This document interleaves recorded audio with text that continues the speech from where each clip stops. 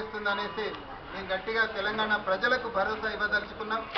తెలంగాణ ప్రజలు ఏ ఆశలు పెట్టుకున్నారో ఆ ఆశలన్నీ నెరవేర్చే విధంగా ఈ వెల్ఫేర్ అసోసియేషన్ గట్టిగా కృషి చేస్తుంది.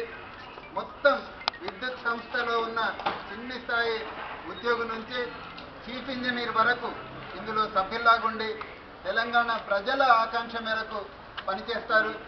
ఈ ఆవిర్భావ సభను పెద్ద ఎత్తున జయప్రదం చేయాలనేసి విద్యుత్ ఉద్యోగులందరికీ కూడా మేము విజ్ఞప్తి చేయడం జరుగుతుంది. ఇప్పుడు ఈ welfare association secretary general Srinivas గారు DE vigilance AP Transco Srinivas గారు మాట్లాడాల్సిందిగా కోరుతున్నాను.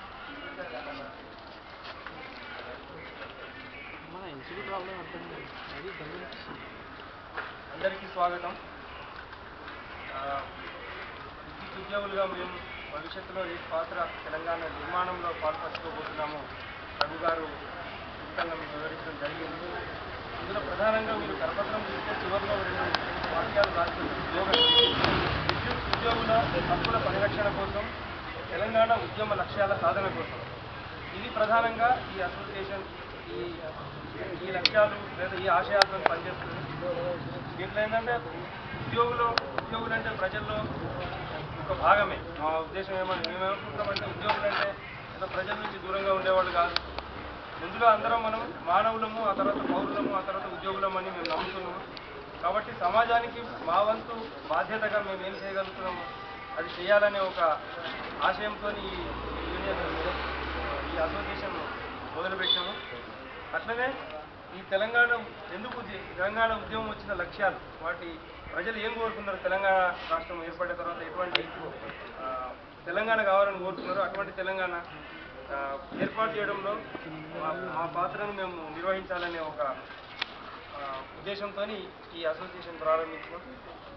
దీనికి మా విద్యుత్ ఉద్యోగులందరూ మాకు సహకరించాలని, అట్లే తెలంగాణ ప్రజానీకం అంతా కూడా మాకు అండగా ఉంటుందని ఆశిస్తూ జై Telangana. Telangana electricity employees welfare అసోసియేషన్కు అధ్యక్షుడిలాగా సంతోష్ కుమార్, లైన్ ఇన్స్పెక్టర్, హైదరాబాద్లో పనిచేస్తున్నారు. ఈయన అధ్యక్షులుగా వ్యవహరిస్తారు. సంతోష్ కుమార్ గారు మాట్లాడాల్సింది. జై తెలంగాణ. జై తెలంగాణ.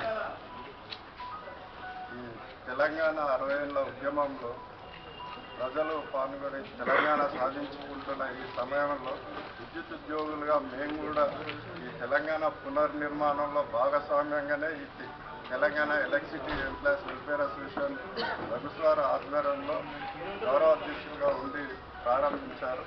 దీన్ని మేము 3 లక్ష్యాలతోనే వెళ్తున్నాము. ఉద్యోగుల హక్కుల కోసం, ప్లస్ సంస్థ అభివృద్ధి కోసం, ప్రజల వినియోగదారుల మెరుగైన సేవలకు అందించడానికి ప్రయత్నిస్తాము. కాబట్టి ప్రజలు, తెలంగాణ ఉద్యోగులందరూ మాకు సహకరించి 20వ తారీఖు జరిగే ఆవిర్భావ సభలో జయప్రదం చేయాలి. జై తెలంగాణ. ఇక్కడ నుంచి మాది గాంధీ భవన్ కూడా సిఎంజీ అక్కడ మీటింగ్ మాట్లాడారు. టెస్ట్ పెడతారంట.